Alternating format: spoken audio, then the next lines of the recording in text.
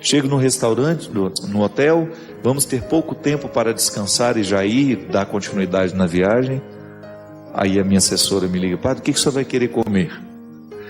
Aí eu confio, pede aquilo que você acha melhor. É uma forma que eu tenho de descansar. É uma forma que eu tenho de dar ao outro a possibilidade de estabelecer comigo, de crescer comigo ainda mais nessa confiança. É um exemplo bobo, minha gente, mas a oração não é outra coisa senão dar a Deus o direito de escolher o cardápio, dar a Deus o direito de escolher o alimento que nós precisamos ingerir. É por isso que quanto mais a gente se afasta de Deus, maior é a nossa incapacidade de perceber as regras do bom senso.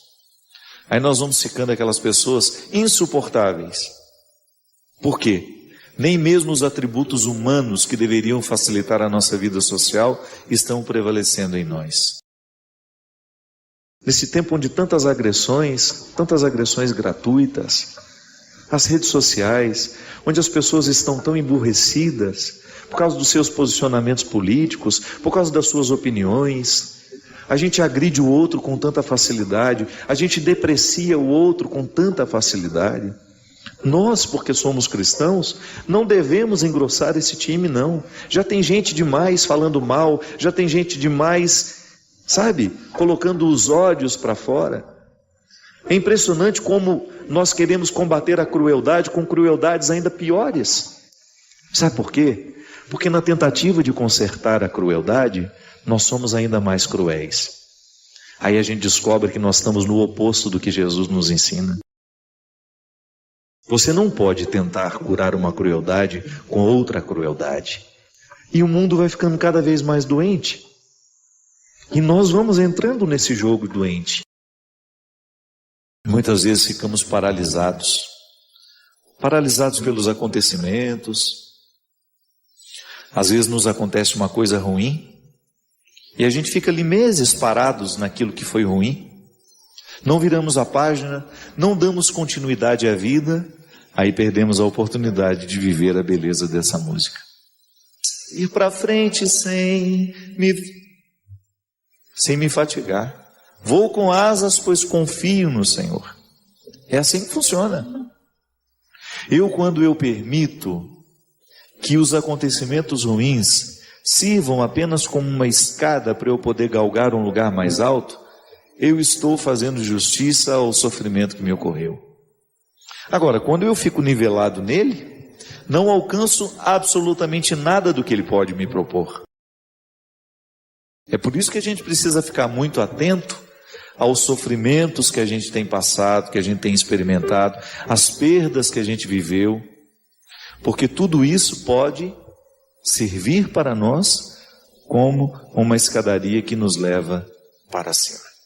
Às vezes eu fico pensando que nós não temos a ideia do que nós podemos como pessoas. Um ser humano não tem ideia do que pode fazer pelo outro.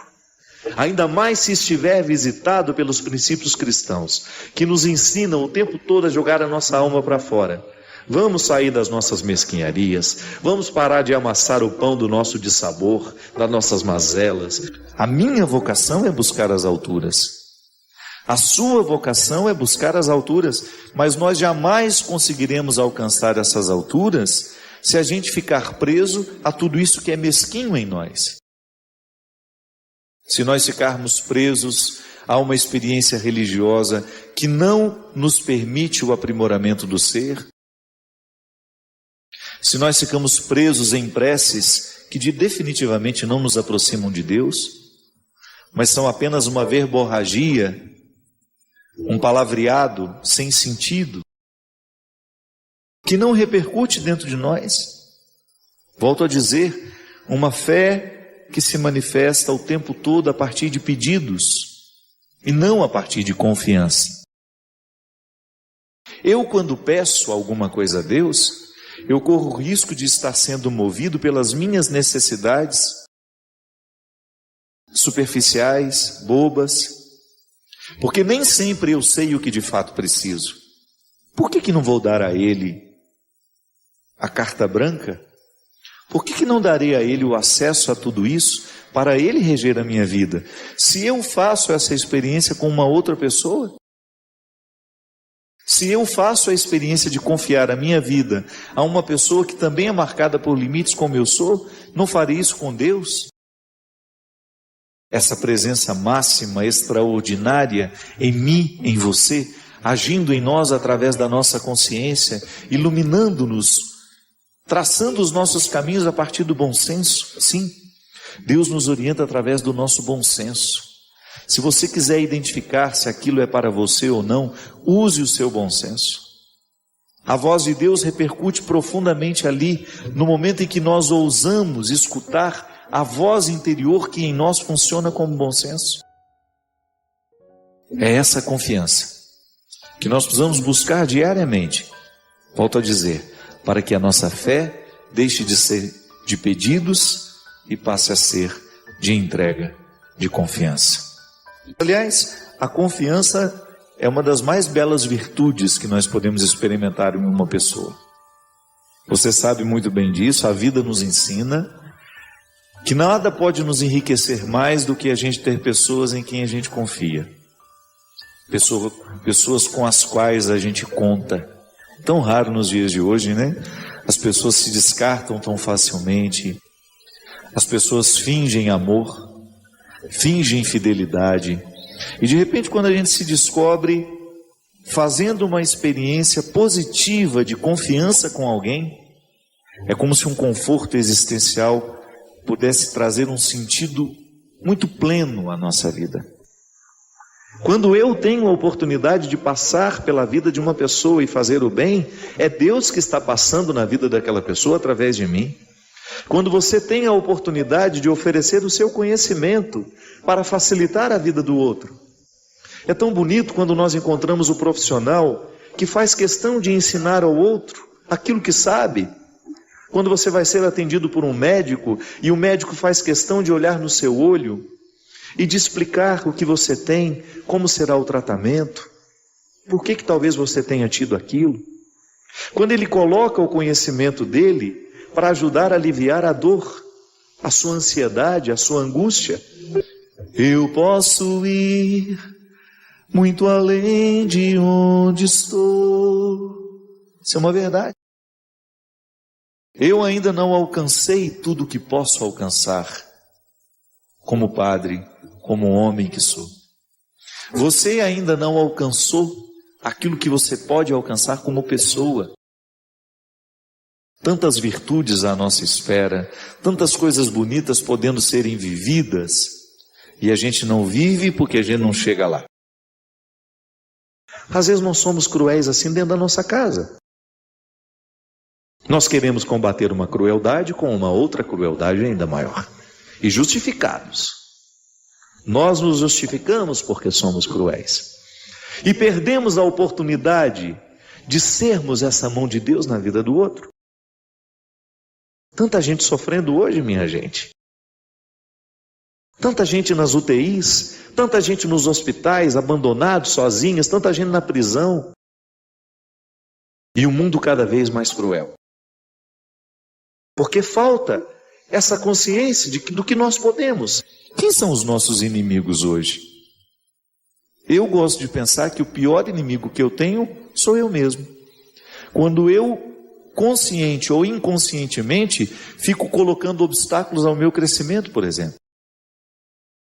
Quando eu deixo prevalecer o meu ciúme, a minha vaidade, e eu perco a oportunidade de alcançar algumas dimensões do ser, que só podem ser alcançadas se eu não estiver sob o domínio do meu ciúme, se eu não estiver sob o domínio da minha vaidade. Então, a minha oração de confiança, ela será sempre uma abertura de coração que me colocará diante de Deus assim: Senhor, Tu sabes o que é melhor para mim. Me dê esclarecimento, proteja-me das ciladas do demônio, para que eu não me desvie do caminho que me levará ao lugar que o Senhor gostaria que eu chegasse. A gente sabe que a plenitude não é para nós, isso é só depois na eternidade. Humanamente a gente nunca vai experimentar a plenitude. Não cabe dentro de nós o que é pleno. Nós não suportaríamos, para usar uma linguagem bíblica, nós somos vasos que não suportariam o líquido da plenitude. Não é assim? Em muitos momentos da Sagrada Escritura você tem a plenitude como uma proposta para o futuro. Nós humanamente nós não suportamos o que é pleno, não damos conta disso. Então a gente vai em partes, e é assim que a gente se realiza. Mas a oração do dia a dia é interessante demais você começar a perceber que você pode fazer a sua vida, toda ela, ser oração. Então está dentro do carro, seu pensamento se eleva, e você começa a tratar com ele as suas questões, você começa a dividir com ele as suas ansiedades. Tem gente que fica amassando o pão do dissabor o tempo todo. O tempo todo está reclamando da vida, o tempo todo está reclamando da vida, minha vida não presta, minha vida é isso, minha vida não presta, minha vida não presta, minha vida não presta. Abre a janela dessa casa, para de amassar esse pão, vai fazer um trabalho voluntário, vai encher a sua alma de alegria de outra forma. Vai descobrir que você pode ser mão de Deus na vida de outra pessoa. Pare de idealizar a vida não é perfeita para ninguém. Se eu tiver a oportunidade de abrir o meu coração, você vai ver que minha vida não é perfeita, a vida do Cristian não é perfeita, a vida de quem nos assiste não é perfeita. Nós não podemos idealizar. Às vezes você olha o outro, nossa, como a vida daquela pessoa é maravilhosa. Você não sabe. Você desconhece os bastidores que aquela pessoa precisa enfrentar diariamente. Vida perfeita ninguém tem. Agora, nós temos a oportunidade de descobrir um significado para essa vida e torná-la cada vez mais bonita. É como conhecer outra pessoa. A gente confia à medida em que a gente conhece. Você não fica confiante da noite para o dia. Você pode até se encantar da noite para o dia, mas o encantamento ainda não é confiança. A confiança, ela só se estabelece entre duas pessoas à medida em que nós vamos vivendo as provas que vão purificando aquilo que aquilo que mais tarde nós chamamos de confiança. São gestos pequenos que a gente vai identificando que ali a gente pode confiar. E é por isso que a fé em Deus, ela vai amadurecendo e vai colocando em nós uma confiança. Confiar, minha gente. É tão bonito a gente caminhar na direção de uma fé que se expressa pela confiança. Não entendo nada do sofrimento que agora me ocorre, mas eu confio, Senhor. Não tenho ideia de onde essa dor possa chegar. Não sei por que ela chegou e não sei aonde ela vai chegar. Mas eu confio que o Senhor está cuidando de mim neste momento. Ouse acreditar assim. Que Deus conhece todos os seus sentimentos, que Deus conhece todos os seus pensamentos, e que tudo aquilo que hoje em você é sofrido, por Ele está sendo cuidado. Olha, minha gente, eu digo como padre, anuncio o Evangelho todos os dias, de alguma forma eu anuncio. Nunca vi uma palavra no Evangelho que fosse desfavorável a uma pessoa. Que a palavra, ela pode ser expressão de um bem-querer ou de um mal-querer. Nunca encontrei no Evangelho, nunca encontrei na Sagrada Escritura, na palavra de Jesus, alguma coisa, alguma frase, algum conselho, algum gesto que pudesse ser expressão de desamor. Não. Em todos os momentos, em todos os encontros, Jesus somente pretende beneficiar as pessoas. Com o crescimento, com a vida nova, com a ressurreição, com a superação de tudo aquilo que no passado não valeu a pena. É sempre uma palavra amorosa, é sempre uma palavra dedicada ao crescimento.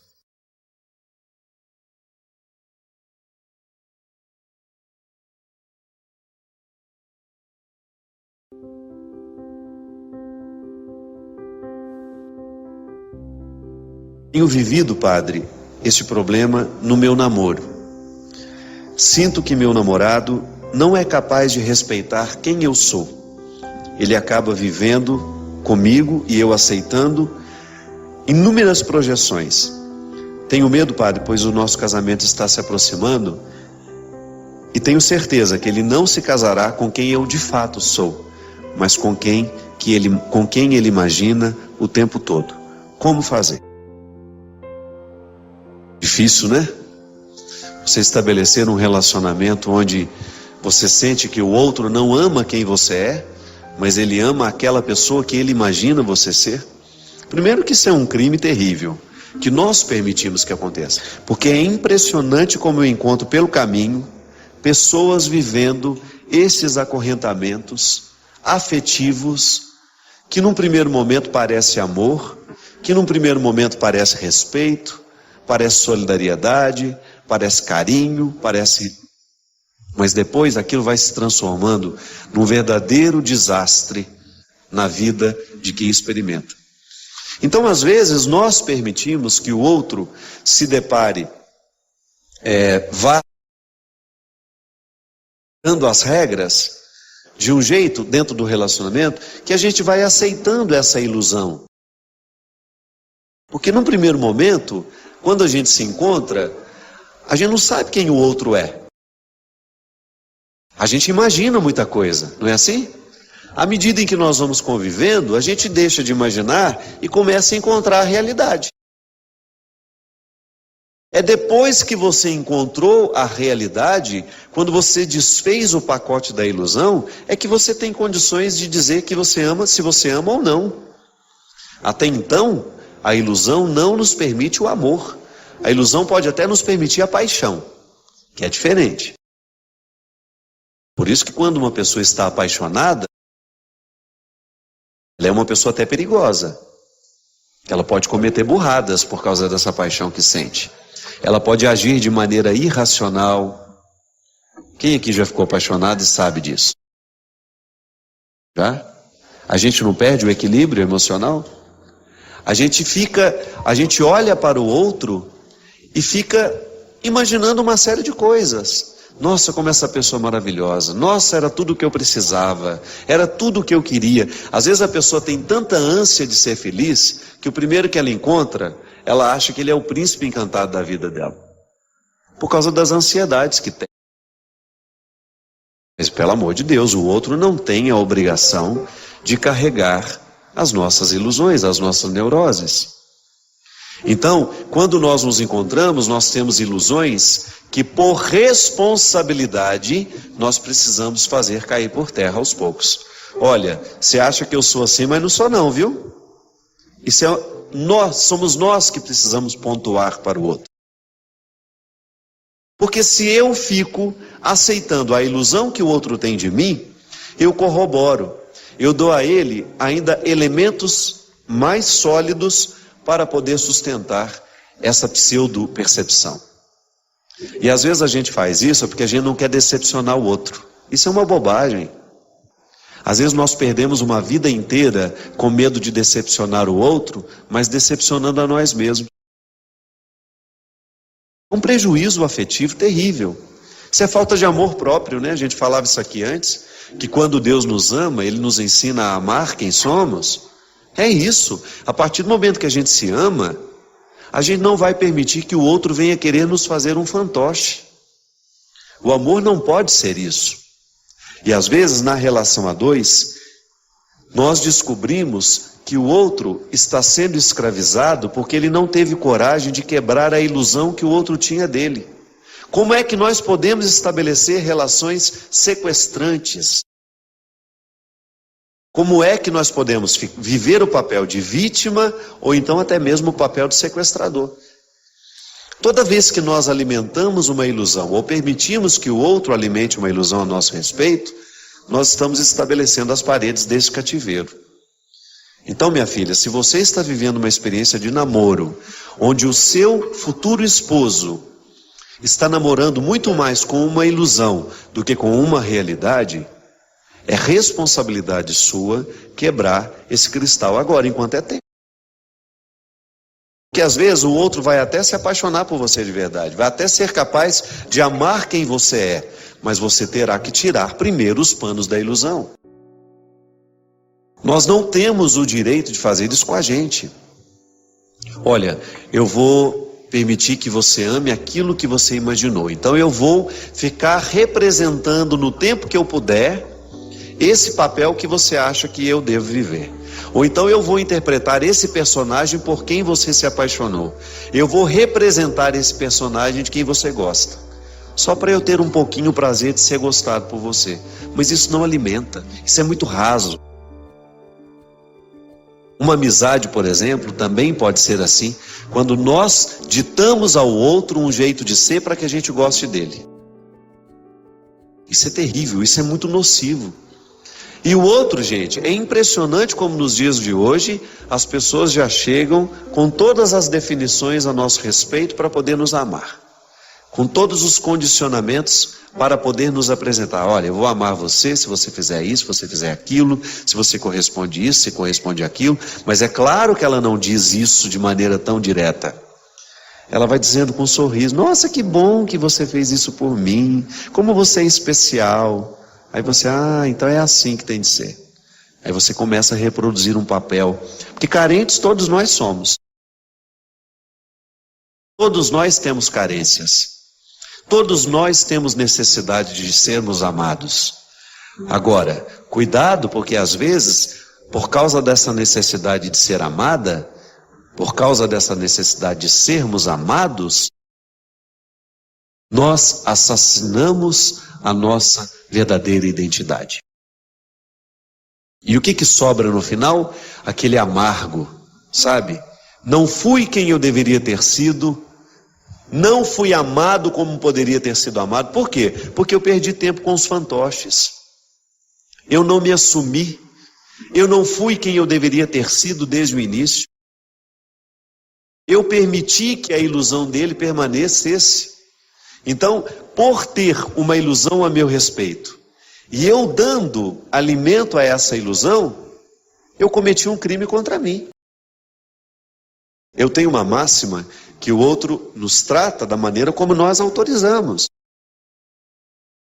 A violência doméstica começa assim, é com um grito.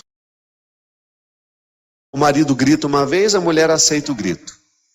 Ele grita 2 vezes, ela aceita o grito. Até o momento em que esse grito vira tapa, vira agressão, vira palavra cruel. Porque ela nunca chamou a polícia para dar um jeito nele, agora ela já não sabe mais o que fazer. Só que às vezes as agressões não são físicas. A gente agride o outro com o nosso sorriso, cerceando a liberdade dele, colocando cercas, cadeados nas mãos, não nas mãos aqui. A metáfora, é metáfora. A gente coloca cadeado nos sonhos da pessoa. A gente impede essa pessoa de ir além, por causa dos condicionamentos que nós vamos fazendo. Padre, mas como é que eu sei que se eu estou dentro de um cativeiro ou não? É só você perceber se aí, no mais íntimo da sua verdade, você se sente de verdade amada por alguém. Esse homem com quem você se casou, ele é seu marido ou ele é seu sequestrador? Essa mulher com quem você se casou, é sua esposa ou é sua sequestradora?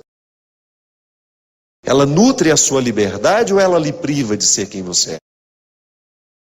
Essas amizades que a gente tem, nesses relacionamentos que nós estamos estabelecendo, nós somos livres para ser quem somos ou nós temos que ficar representando papéis o tempo todo para sermos aceitos? Padre, mas se a gente for verdadeiro, a gente fica sozinho. Eu não acredito não. Porque às vezes é melhor você ter 2, 3 de qualidade do que ter 5.000 na hipocrisia e na superficialidade. Amigo de verdade, minha gente, o amigo de verdade, se você tem um, já lhe basta. Porque a gente tem muitos conhecidos. A gente tem muitas pessoas, claro, temos pessoas amigas. Eu estou falando, é daquela amizade onde você divide quem você é, sem medo. É aquele amigo que alivia os fardos da gente pelo simples fato de estar ao lado. É aquele que não nos imagina, sabe? É bom demais quando você está ao lado de uma pessoa que não te imaginou, que te viu de verdade. Ali não tem sequestro. Ali existe uma pertença, um vínculo saudável, sadio. E aí a gente se sente à vontade. Isso é amor. O amor, ele nos oportuniza a oportunidade de sermos livres. Nos oportuniza termos condições de lidar o tempo todo com quem nós somos de verdade, com a nossa realidade. Não vai permitir a ilusão. Tanto é que onde existe amor não pode haver ilusão, onde existe ilusão não pode haver amor. O amor é porque o véu da ilusão já caiu por terra. Se existe amor, é porque existe muita realidade. É o oposto da ilusão. A ilusão, volto a dizer, até comporta a paixão. Não tem problema, está apaixonada porque tem uma ilusão. Agora, depois que essa ilusão cai por terra, fica a realidade. E o que pode dizer se ama ou não, não é a ilusão que a gente tem um do outro, é a realidade que se estabelece. Aí sim um casamento pode durar muitos anos, uma relação de mãe e filha pode ficar muitos anos, aquele vínculo será eterno. Por quê? Porque ali só existe realidade. A gente não tem mais tempo para ter ilusão com o outro não é verdade? Você que está casado há 50 anos, dá tempo de alimentar a ilusão de novo? Não, é a pura realidade. E é isso que faz a gente ficar. É o amor que a gente construiu, é o respeito. E não é amor romântico não, é amor responsável, é esse amor que me faz, olha, eu sei todos os seus defeitos, mas eu quero que você continue aqui do meu lado, porque minha vida fica muito ruim quando você vai embora. Isso sim é bonito demais. Então é isso que você precisa fazer, minha filha. Você precisa ter um cuidado para que o seu namoro seja um verdadeiro ensaio do casamento. Porque o namoro é isso. Namoro existe para terminar. Viu? O namoro é um tempo que pode ser encerrado, igual a minha produtora está querendo que eu encerre o programa. O namoro é um tempo que pode terminar, não tem problema. Pode acabar o namoro um dia antes do casamento, que não é nenhum problema. O problema é a gente terminar um casamento quando já existem filhos, quando já existem vínculos pelos quais você se responsabilizou, é você quebrar a estrutura de um lar, é você quebrar. Por isso que eu estou te falando. Para evitar esse desastre maior, permita o desastre menor, que é o término do namoro. A não ser que você tenha condições de fazer cair por terra a ilusão, e o seu namorado descobrir que a sua realidade é muito melhor do que aquilo que ele tinha imaginado.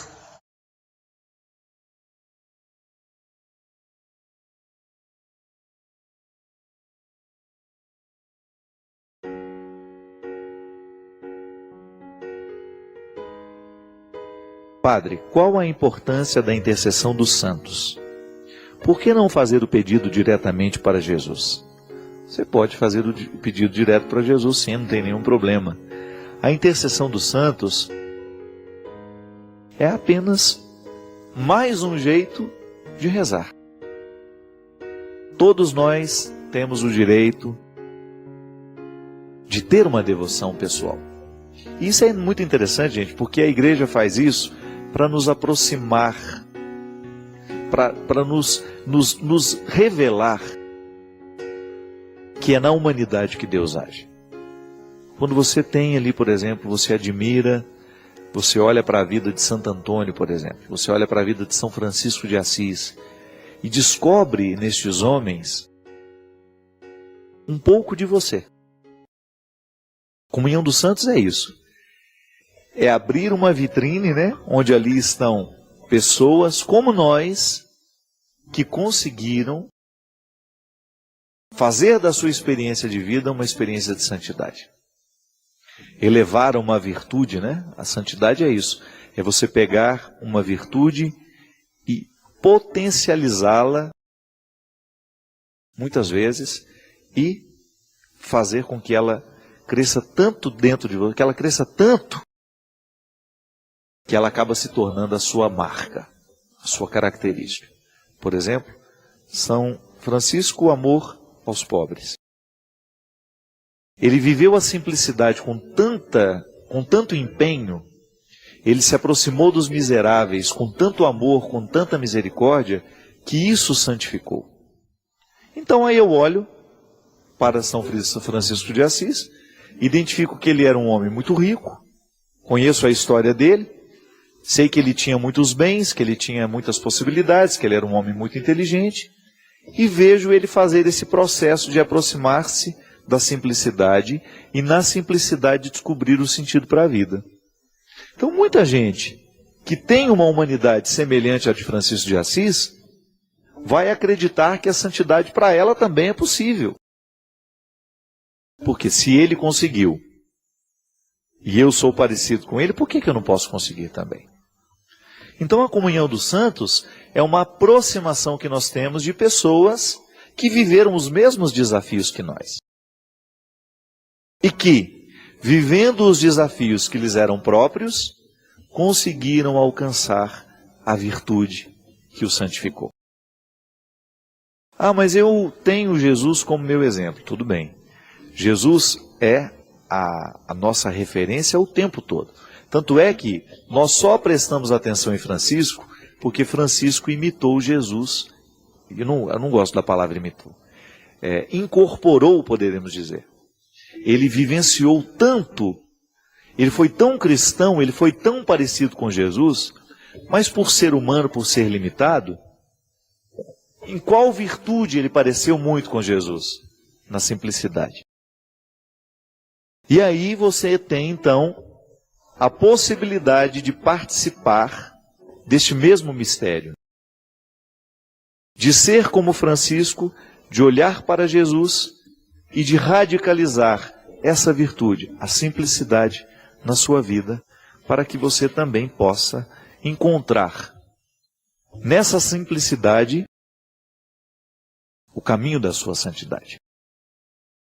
Francisco descobriu nele uma possibilidade. Dentro dele ali, apesar de morar com tanto luxo, com tanta pompa, uma família de comerciantes em Assis, cheia de bens, cheia de possibilidades, ele podendo estudar, ele podendo viajar pelo mundo, ele descobre um caminho que vai levá-lo aonde? Ao coração de Jesus. E ao conhecer o coração de Jesus, com ele se encanta tanto que quer ser parecido. Aí eu estou aqui, vivendo neste momento da minha vida, olho para Francisco de Assis, me identifico com ele e automaticamente sou levado ao coração de Jesus também por ele. Isso é a comunhão dos santos. Eu não paro em Francisco. Francisco é apenas um irmão que conseguiu um pouco mais do que eu consigo.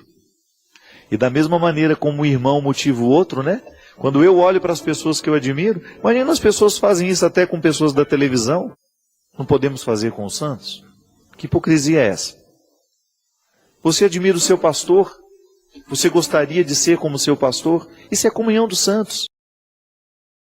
O difícil, o duro é quando você se nivela por baixo, né? Você pega uma pessoa lá que não inspira absolutamente nada de bom e quer ser como ela. Não. A comunhão dos santos é você descobrir no outro uma virtude evangélica, bem vivida, bem experimentada, a partir de uma humanidade que foi cuidada, os obstáculos devidamente retirados na hora certa, e então você se motiva a ser como ela. E sendo como ela, você está muito próxima do que foi Jesus. É assim que nós vivemos a comunhão dos santos. Quando nós admiramos e trazemos o exemplo dele ou dela para a nossa vida. Não é simples? Não tem complicação nenhuma, não. Então, somos cristãos, Jesus realiza na minha vida, é dele que nasce toda a minha experiência cristã nasce de Jesus, mas ela passa também por aqueles que conseguiram um pouco mais do que eu já consegui na vida. Pois é, retirando um obstáculo por dia, a gente vai avançando neste caminho, que é diferente, mas que somos todos iguais nele. O meu caminho pode ser diferente do seu, mas as nossas metas são as mesmas. Nós queremos avançar.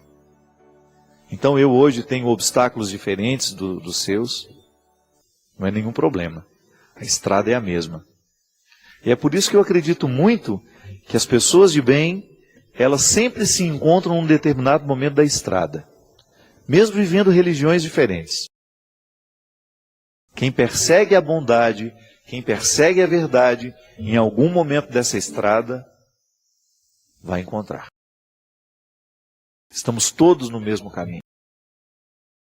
Desejosos de fazer com que esses obstáculos sejam para nós apenas um instrumental que nos faça avançar. Para isso a gente vive. Para se fortalecer nessa luta e fortalecer aquele que está ao nosso lado. Para isso somos amigos, para isso somos irmãos, para isso vivemos a comunhão dos santos. Para que ninguém se sinta sozinho nesta luta. Para que você não fique aí desesperado com seus obstáculos, viu? Não, tem muita gente com tantos obstáculos ou até muito mais que você. Muitos santos, muita gente boa, muita gente que hoje é venerada, admirada, tinha obstáculos piores que os seus. Então, nada de desanimar.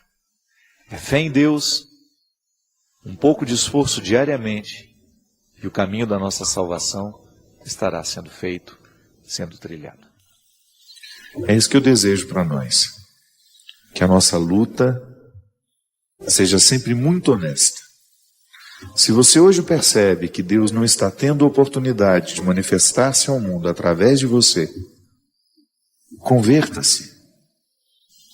Tenha coragem de mudar na estrutura da sua vida tudo aquilo que possa dificultar esse Deus estar presente através de você. Pense que Deus trabalha lá no seu trabalho através de você. Que Deus mora na sua casa através de você. Que Deus anda pela sua cidade através de você. E que fará coisas maravilhosas na vida de muitas pessoas através de você.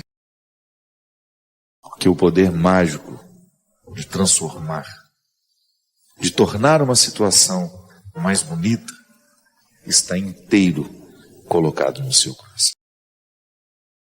Vamos pedir que Ele abençoe o nosso propósito e nos fortaleça sempre mais. O Senhor esteja convosco. Desça sobre nós, sobre os nossos corações, a bênção e a proteção do céu, do Deus Todo-Poderoso, Pai, Filho e Espírito Santo. Padre Fábio, na oração do credo, antigamente os padres falavam que Cristo desceu ao inferno. Hoje se diz que ele desceu à mansão dos... Gostaria de saber se existe realmente o inferno ou se é uma metáfora. Primeiro, querida, nesta oração do credo, há um detalhe interessante, que tudo o que nós cremos, no que diz respeito a Jesus, o Verbo encarnado, a cristologia, isto é, a parte da teologia que lida com as verdades de fé a respeito do Cristo, a respeito de Jesus, todas elas estão diretamente ligadas à antropologia, isto é, à realidade humana. Porque dentro da teologia, nós temos a antropologia teológica, né? Que é justamente a área que eu dava aula na faculdade. A antropologia, ela pensa o ser humano, mas por ser teológica, ela pensa à luz do Cristo, que é a referência para o humano. Então, ao dizer que Jesus desceu à mansão dos mortos, significa que ele cumpriu todo o processo humano da encarnação. Então, toda realidade que é encarnada precisa morrer. Então, naturalmente, Cristo, Jesus, o Verbo encarnado, vive todas as etapas da vida humana. Ele cumpre na carne todo o processo que diz respeito a uma realidade que está encarnada, isto é, um ser vivo. Então veja bem, ao dizer que Jesus desceu à mansão dos mortos, significa que ele experimentou a morte na sua expressão máxima. Porque o credo, na verdade, quando ele diz desceu à mansão dos mortos, é como se, dentro deste contexto de explicitação do que nós acreditamos, porque o credo é isso, né?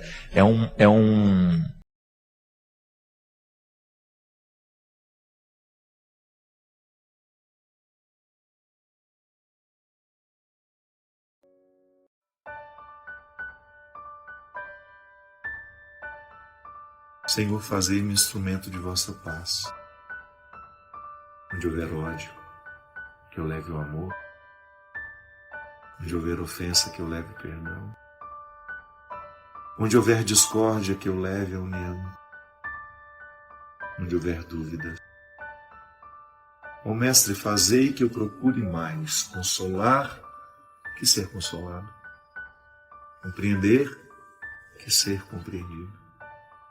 Amar que ser amado. Pois é dando que se recebe. É perdoando que se é perdoado. E é morrendo que se vive para a vida eterna.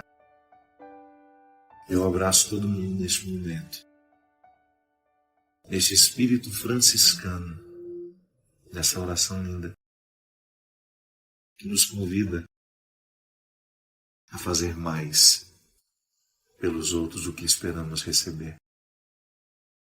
Neste mundo tão marcado pelo preconceito, pelo ódio, nós ousarmos inflar o nosso corpo de espiritualidade do amor, da misericórdia.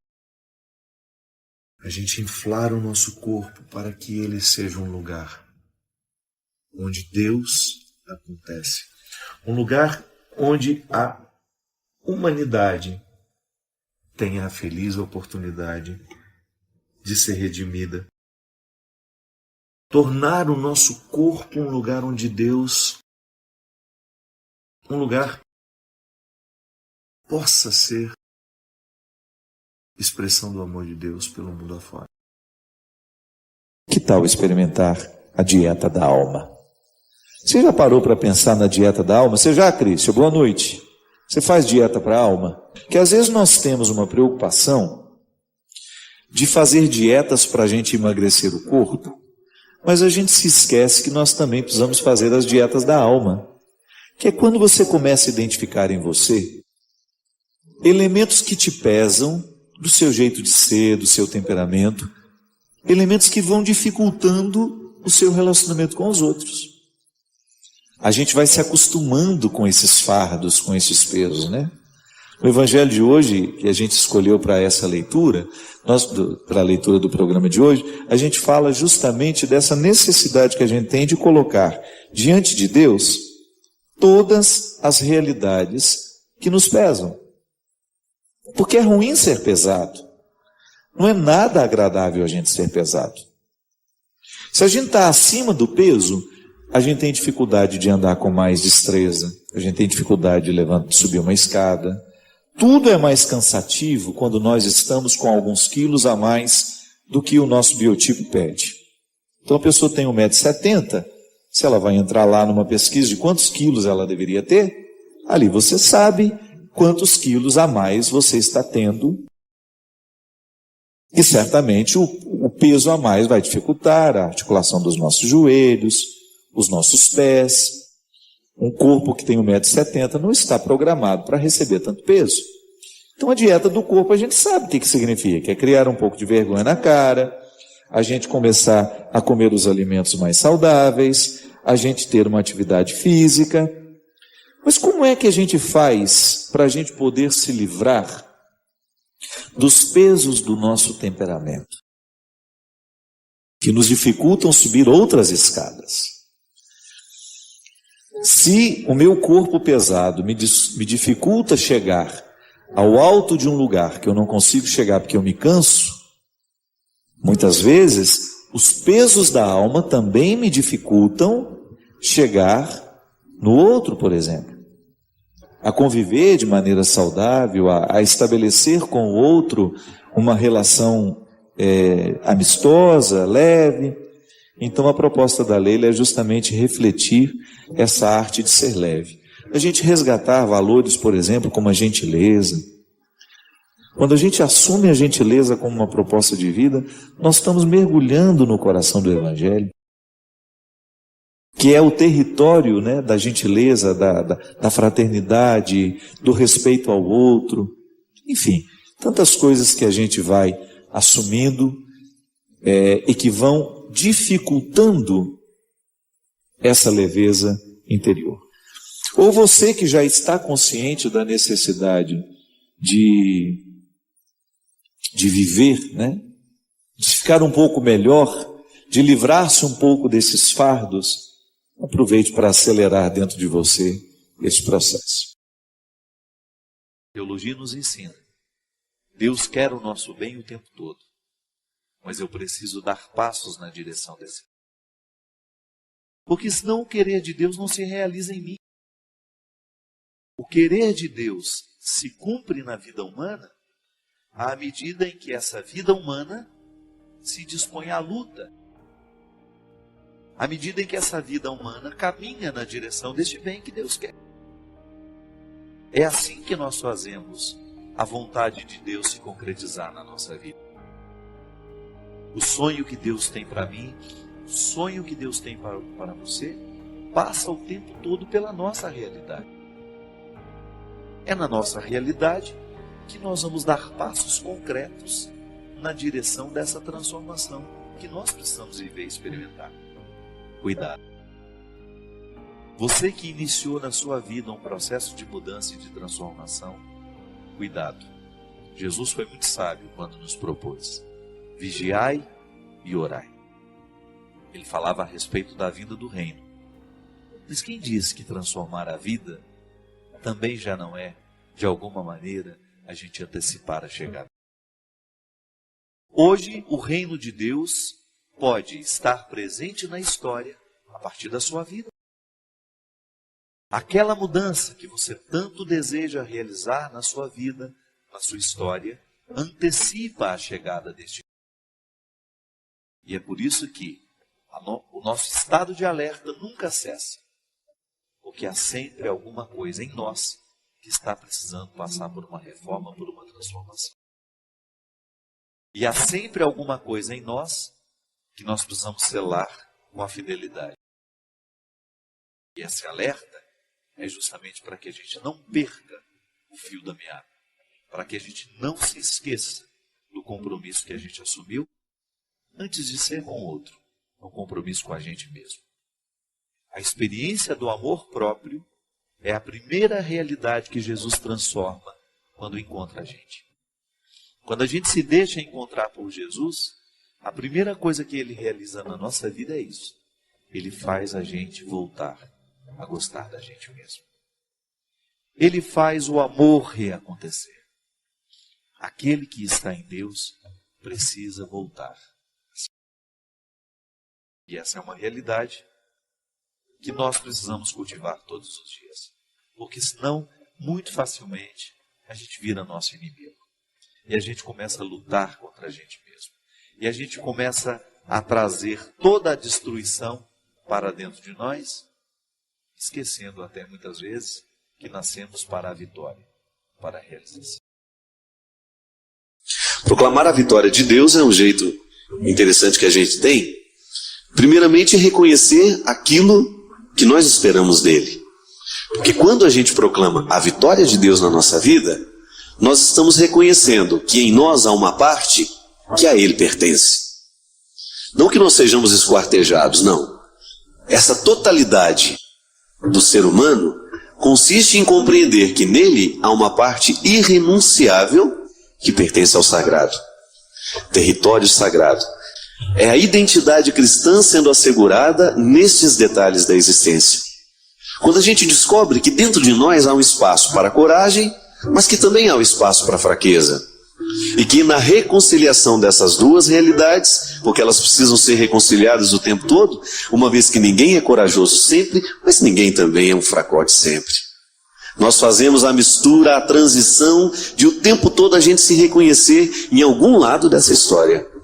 Não te condenes a morrer com os teus defeitos. Coisa mais triste, minha gente, é quando a gente fala assim: eu sou assim e não mudo. Porque quando a gente diz que a gente não vai mudar, de alguma forma a gente já começou a morrer. Porque aquilo que não muda é aquilo que está morto. Por isso que o conceito de santidade é um conceito dinâmico que nos move o tempo todo para a vida. Santo não é aquele que está no definitivo, não. Santo é aquele que está no movimento constante de lutar para ser melhor. Santidade, todos nós somos convidados a viver. E às vezes nós achamos que santo é coisa de gente que já está no altar. Não.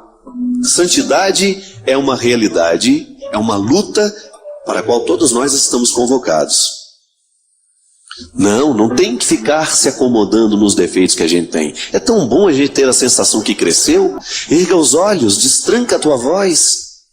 Vem receber novas vestes de luz e proclama comigo a vitória de Deus. Destranca a tua voz. Você que tantas vezes tem medo de dizer, você que tantas vezes tem medo de falar das tuas dificuldades, dos teus limites. É tão bom a gente ter coragem de assumir que a gente é frágil. É tão bom a gente ter coragem de assumir a fragilidade, porque depois dela, a coragem toma conta de nós. E isso é realidade, não é uma conversa fiada, não. Às vezes nós nos empenhamos tanto para vencer, mas a gente esquece de um detalhe pequeno e tão fundamental na vitória. Para a gente alcançar a vitória, nós precisamos o tempo todo fazer a experiência constante de permitir que aquilo que é parte de Deus em nós, que Ele cuide, que Ele alimente. Porque aquilo que é dele, Ele já está fazendo acontecer. Agora a vitória muitas vezes não ocorre porque falta a nossa disposição de trazer as talhas com água para que Deus faça a água transformar-se em vinho. Este movimento é humano, é decisão humana acreditar na palavra que transforma a água em vinho. Você já parou para pensar quantas realidades humanas você experimenta? Quantas realidades você hoje vive na sua vida que são semelhantes à história do vinho, da água que se transforma em vinho? Quantas realidades humanas você precisaria ter a coragem de apresentar ao Senhor e dizer: ó, essa é minha água, e eu gostaria muito que o vinho acontecesse. Esta é a luta que eu trago, Senhor. É o empenho que eu tenho vivido todos os dias da minha vida, e eu espero pelo teu milagre. Porque eu sei que esse milagre se dá a partir de dois caminhos, o meu e o seu, que num determinado momento se juntam. São dois gestos que têm o poder de transformar e de acontecer e de fazer aquilo que antes parecia impossível. Causas impossíveis, nós costumamos dizer. Existem muitas causas que são impossíveis, é porque a gente ainda não fez o que é possível. Nós só temos o direito de esperar pelo impossível, depois de termos feito tudo o que nos foi possível. E trazer a talha com água é um jeito que a gente tem de apresentar ao Senhor o nosso empenho e a nossa disposição. Deus entra na nossa vida é aqui. Às vezes a gente costuma falar que quem se converte é o coração, né? Mas vamos ser concretos hoje. Deus entra pela cabeça, sabe por quê? O coração é apenas metáfora daquilo que o cérebro já decidiu. Você ama é aqui. Por isso que quando a cabeça não funciona, quem sofre é o coração. Quando a gente não decide certa a pessoa que nós vamos amar, quem sofre é o coitadinho aqui, que vai vivendo as pressões, né, e depois ele vai infartando aos poucos. É assim. Deus acontece na nossa cabeça. Por isso que os gregos tinham uma expressão muito interessante que pertence ao contexto da filosofia, que uma pessoa está de fato modificada é depois que aconteceu nela a metanoia. Sabe o que significa metanoia? Mudança de mentalidade. Aquilo que antes girava para a direita, agora gira para a esquerda. Isso é conversão. O nosso raciocínio conseguiu englobar algumas realidades que antes ele não englobava. Aí a gente pensa com mais amplitude. E às vezes as coisas vão mal na nossa vida é porque falta visão mesmo. Falta a gente pensar diferente. Porque Deus acontece na nossa vida quando a gente pensa. Deus acontece na nossa vida quando nós agimos pelo bom senso. Ou quando nós começamos a colocar a vida a partir de algumas reflexões. Ou quando nós começamos a viver de maneira mais refletida. Aí a gente começa a abrir os horizontes para aquilo que antes parecia tão estreito. Aí nós começamos a acender luzes em lugares que antes estavam tão escuros. E é isso que nós queremos fazer.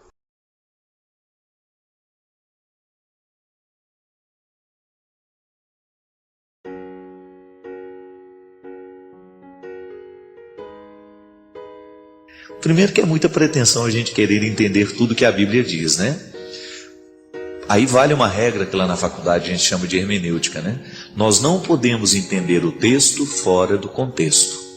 Então toda vez que você ler alguma passagem bíblica, não interprete nunca ao pé da letra. Primeiro, é uma regra para a gente poder estudar a Sagrada Escritura. Então, se a gente quer entender bem aquele texto, aquela passagem, procure saber em que contexto ele foi escrito, a que comunidade aquele texto está escrito, o porquê, e isso sempre existe ali uma explicação nas notas de rodapé. Você vai observar que no versículo bíblico, há sempre, de vez em quando você encontra uma notinha de rodapé, que é um númerozinho a mais, que tem a informação embaixo do que se trata. Esse é um jeito muito bom de nós lermos a Sagrada Escritura, porque a nota de rodapé geralmente nos dá o contexto. O texto está ali em cima, a nota de rodapé geralmente diz respeito ao contexto. É uma explicação a mais dos exegetas para nos ajudar, a entender melhor o significado do texto. Tá bem, essa é uma maneira de estudar, é uma maneira de você adentrar o território da Sagrada Escritura sem o risco daquela interpretação ao pé da letra, que pode ser muitas vezes uma interpretação burra. Me desculpe o termo, mas é muitas vezes isso. Se você vai interpretar ao pé da letra a Sagrada Escritura, você tem justificativa até para assassinar o seu irmão. Então, por isso que você não pode fazer a leitura do texto fora do contexto. Nós precisamos saber a quem está destinada aquela mensagem, Vamos tomar um exemplo, o Apocalipse. O Apocalipse ele é cheio de imagens, de figuras que falam do fim do mundo. E tudo está construído para dizer que muito em breve, a linguagem é muito urgente, muito em breve toda essa realidade humana vai ser desmoronada e finalmente o poder de Deus vai ser instaurado no meio dos homens. Veja bem que o Apocalipse é uma promessa, essa promessa apocalíptica, ela está diretamente ligada à promessa da instauração do reino que começa em Jesus. Como é que nós podemos analisar o Apocalipse? Se você vai analisar o Apocalipse ao pé da letra, ele já perde então o seu valor, porque não aconteceu absolutamente nada do que o Apocalipse estava prevendo para a comunidade daquele tempo. Porque os primeiros cristãos acreditavam que Jesus voltaria muito em breve, de dragões e de coisas, de monstros. Tudo isso aí são metáforas, isso é, uma linguagem para dizer o que não está ali, mas que é muito mais. Para demonstrar o desejo do escritor naquele tempo de demonstrar à comunidade que a força do Evangelho fará destruir toda e qualquer forma de opressão. Qual é o contexto da opressão apocalíptica? É o contexto justamente do domínio do Império Romano sobre o povo. Então veja bem, só que agora nós podemos fazer uma leitura apocalíptica diferente. Nós não estamos mais sob o poder dos romanos. O Império Romano já caiu. Os cristãos já estão livres para serem cristãos. Não é verdade? Nós já não estamos mais sobre as opressões do imperador.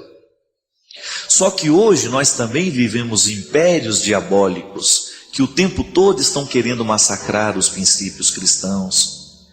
Nós estamos o tempo todo vivendo a partir de filosofias ateias, como você vê, por exemplo, a tentativa de legalização do aborto em diversos lugares do mundo, de maneira especial no Brasil, a pena de morte, enfim, uma série que a gente não vai discutir o teor dessas questões, uma série de realidades que são contrárias aos princípios da vida que nós cristãos acreditamos. Então, quais são os impérios que precisam cair por terra hoje? O império da injustiça, da desigualdade social, não é verdade? O império da desonestidade, da mentira, dessa vergonheira que nós vemos em diversos lugares do mundo, quando os ricos oprimem os pobres, os governantes oprimem os seus governados. Veja bem que nós continuamos no mesmo contexto do Apocalipse, muito embora as nossas opressões não sejam as mesmas do escritor sagrado. Como é que você vai ler o Apocalipse, por exemplo, a ponto dele ajudar a sua vida, minha filha? Você vai começar a identificar quais são os impérios que precisam cair no seu coração. A força do seu coração é movida pelo cristianismo. Então você traz todos os princípios do Evangelho norteando a sua ação, a sua conduta. Isso é ser cristão. Não é ir ao culto, não é ir à missa, não é comungar todo domingo, porque isso não é garantia de salvação para ninguém. A garantia de salvação está naquilo que Jesus dizia. Vai chegar um momento em que não vai ser em Jerusalém, não vai ser neste monte, mas o verdadeiro adorador, isso é, o verdadeiro seguidor adorará em espírito e em verdade. Isso é, onde eu estiver, ali todo o reino de Deus estará legitimamente representado na minha pessoa, na minha humanidade. Então, se eu sou cristão, eu tenho que ser naturalmente uma pessoa de bem. Eu não posso querer o mal dos outros. Eu não posso ficar tramando contra os outros. Eu não posso esparramar a mentira pelo mundo. Eu não posso ser mais um propagador da infidelidade, da desonestidade. Não, porque eu assumi o compromisso de ser cristão. E eu levo essa igreja inteirinha de Jesus Cristo no meu comportamento. Eu dou testemunho de que eu sou um seguidor de Jesus. Cada vez que eu olho com maldade para alguém, desejo o mal daquela pessoa e até arquiteto uma maldade para ela, eu estou legitimando o poder dos impérios que o Apocalipse condena na minha vida e em mim. Veja bem que o ser humano é um território do sagrado. Eu sou o tempo todo um legítimo representante do sagrado. Mas se eu também me descuido, eu me torno um legítimo representante do diabólico. Não é assim? Então, no momento em que você, por exemplo, Eliana, vai fazer uma leitura da Sagrada Escritura, você precisa descobrir que essa leitura foi escrita, este texto foi escrito para falar a um povo de um tempo, e que ainda hoje ele continua falando a você de uma maneira diferente, porque o texto não mudou, mas o contexto foi modificado. O contexto daquela época em que o texto está inserido é um contexto diferente do que você está hoje. Mas essa palavra de Deus continua falando a você. Por isso ela é sagrada. Por que ela é sagrada? Porque ela não morre. Ela é sagrada justamente porque ela está separada para comunicar sempre. Mesmo que mude o nosso contexto, mesmo que a interpretação deste texto seja diferente, ela continua nos movendo. Agora, a gente só precisa ter honestidade para que, de fato, a gente não se desprenda da palavra de Jesus. Qual que é o critério hermenêutico que nos dará direito de ler a primeira frase da Bíblia até a última e interpretá-la sem erro? É a gente nunca contradizer tudo o que a gente leu com a palavra de Jesus. Se em algum momento essa palavra está sendo interpretada na contradição da palavra de Jesus.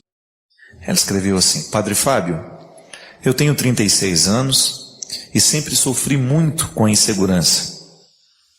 E tenho percebido que com o tempo essa insegurança está se acentuando dentro de mim. Cada vez mais tenho dificuldade de tomar decisões, me sinto afetivamente muito instável, não acredito muito no amor das pessoas por mim e naturalmente tenho dificuldade também de dispensar amor às pessoas. Me ajude, por gentileza. Essas inseguranças que nós sentimos, elas não são por acaso, né? Quando a gente identifica uma insegurança aos 36 anos de idade e reconhece que ela fez parte da nossa vida, a gente tem que de alguma maneira começar a compreender o porquê que essa insegurança é mantida dentro de nós. Para isso que existe o processo terapêutico. Sempre que você estiver diante de um ser humano em conflito, saiba que ele está agindo de acordo com a história que teve. Ninguém é por acaso. Não há ser humano nessa vida incoerente. A insegurança de hoje está muitas vezes associada às inseguranças da primeira infância. Por isso, casou, ninguém te obrigou a casar. Ficou mãe, ninguém te obrigou a ser mãe. Exerce essa maternidade. Por isso que você que é pai, você que é mãe, você precisa tomar muito cuidado na maneira como você se porta diante dos seus filhos. Qual é o tanto que você se dá, qual é o tanto que você se nega. Porque esta capacidade de articular esse equilíbrio, de estabelecer confiança dentro dessa criança, sabe por quê? Porque senão um dia vai virar um adulto infeliz, inseguro. Quando a criança sofre de muita restrição, por exemplo, ela fica um adulto medroso. Criança que passa fome na infância, por exemplo, é um adulto egoísta. Ele tem medo de que vai faltar, porque quando ele era criança faltava. Mãe que superprotege, que não deixa a criança viver, que não deixa a criança dar os primeiros passos, que não deixa a criança engatinhar, vai ser uma criança, vai ser um adulto que depois vai ter medo de enfrentar as dificuldades da vida. Por isso que o tempo de maternidade são 6 meses, não são? Licença de maternidade? Justamente, já está em torno do ensinamento da psicologia. Mas aí a mulher tira 6 meses, ela vai passear, vai para o shopping, fica com a babá, a criança. Não pode, criatura. Fazer filho é igual construir casa. Se você não lança bem as bases desse fundamento, depois cai, quebra, não serve para nada depois. Destrói inteiro. Por quê? Porque faltou a estrutura. A sabedoria está aí no mundo animal, gente. Você já viu cachorra que deu à luz, que pariu, sair para passear com as amigas? Um instinto animal mostra como tem que ser a vida. Você já viu alguma leoa? Eu vou dar uma volta pela selva, estou muito angustiada. O leão não tá me tratando como eu preciso. Não é? Nunca vi uma girafa passeando pela selva, angustiada, deprimida, largando a cria dela num canto. Não. O animal fica grudado e ai de quem chega perto. Enquanto aqueles pititinhos não estão prontos para serem deixados sozinhos, a mãe não abandona. Você que é mãe, pelo amor de Deus, não negligencie esta sua responsabilidade. Volto a dizer, já falei isso aqui várias vezes. Maternidade e paternidade não é apenas exercício de função biológica, não é só parir, não é só fazer o filho. É depois você se comprometer com todo o processo da criança, porque senão você vira um fabricante de gente infeliz. Desculpe-me o termo, mas há muitos pais e mães que são verdadeiras fábricas de gente infeliz, porque não assume na hora certa a responsabilidade de cada tempo. O que é interessante agora não é só para Cíntia, e sobretudo para quem é pai e mãe nos dias de hoje, né? É que essas inseguranças, gente, elas estão diretamente ligadas à primeira fase da nossa vida. É interessante, tá? Tem uma perspectiva na psicologia de Freud que diz que quando uma criança ela vem ao mundo, ela vai fazendo aos poucos o processo de diferenciação. Mas quando, e Freud diz que isso é a primeira fase da vida, até os 6 meses de idade, né? Ele diz que a criança não tem a capacidade de distinguir-se do outro. É a relação mais completa que nós já podemos fazer na vida, é a relação mãe-filho. O pai fica com déficit porque não é ele que gestou, não é ele que trouxe dentro da barriga, mas esta união total, ela é quebrada por causa das situações da vida. Até esses 6 meses, as ausências da mãe viram cicatrizes na alma da gente, por causa da compreensão de tempo. Uma criança não sabe, ela não tem a experiência do tempo cronológico como nós temos, administrado, colocado, a gente sabe quanto tempo vai durar, não. Uma criança nessa primeira fase da vida, quando é colocada distante da mãe, é como se ela estivesse negada dela mesma. E é impressionante as cicatrizes que isto causa na alma de uma criança. Os psicólogos chamam isso de cicatriz no cérebro, né? Que é um jeito de mostrar justamente o peso que esta emoção tem para determinar até mesmo a maneira como a pessoa se pensa pela vida fora. Então uma criança que sofre demais da ausência da mãe nessa primeira infância, ela pode se transformar numa criança muito insegura ao longo da vida. Justamente porque ela não teve o suporte e a garantia desta união total. Aí você pode pensar, como é que fica o coração de um garoto que acreditou que a mãe voltaria e ela não voltou nunca? Olha, a primeira infância exige dedicação total, não adianta. Pariu, vai ter que cuidar. Depois você vai descobrindo que é possível deixar por um tempo controlado, essa ausência não pode ser grande demais, essa ausência não pode ser exagerada, nesse primeiro ano de vida. Então, Cíntia, às vezes nós sofremos de insegurança porque justamente os nossos pais não souberam desses detalhes dessa história. Eles não sabiam psicologia, eles não sabiam que 10 minutos longe de nós podiam custar uma eternidade para nós que não sabemos o que significa o tempo. E que a ausência de uma mãe nesse intervalo de 6 meses, dos 6 primeiros meses, a ausência dessa maternidade, ela é dolorosamente sentida pela criança. Então, porque eu não tenho essa possibilidade de continuar a minha união total com a minha mãe, eu crio uma cicatriz dentro de mim, então eu fico desconfiado o resto da vida, porque eu não tive a garantia da primeira união. Freud dizia que todos os desdobramentos afetivos das nossas relações não são outra coisa senão o nosso desejo de voltar à união total.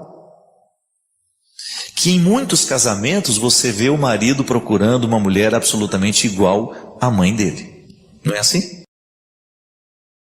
Às vezes ele quer casar com uma mulher que seja muito parecida com a mãe, porque inconscientemente ele quer retornar à união total. Gente, é por isso que essa relação de mãe e filho é uma relação muito complexa. A ausência de uma mãe na vida de um filho, ela tem um déficit terrível. Muita gente não sabe aprender, não aprende a perder depois num determinado momento da vida, é porque lá na infância perdeu do jeito errado, perdeu de maneira drástica. A perda, ela precisa ser bem internalizada. Hoje eu preciso aprender a perder. Mas eu só sei perder hoje se um dia o processo das perdas me foi ensinado de maneira honesta. Se foi retirado de maneira abrupta, se não foi me conduzido para um processo tranquilo desse aprendizado, fica muito difícil. Há sempre um jeito bonito de você exercer a sua maternidade e a sua paternidade na vida do seu filho. O importante é você distinguir para cada tempo um jeito de ser. Por isso que em outros tempos aqui a gente já falou também que nós não podemos trabalhar com modelo único de paternidade, nem modelo único de maternidade. O amor evolui, né?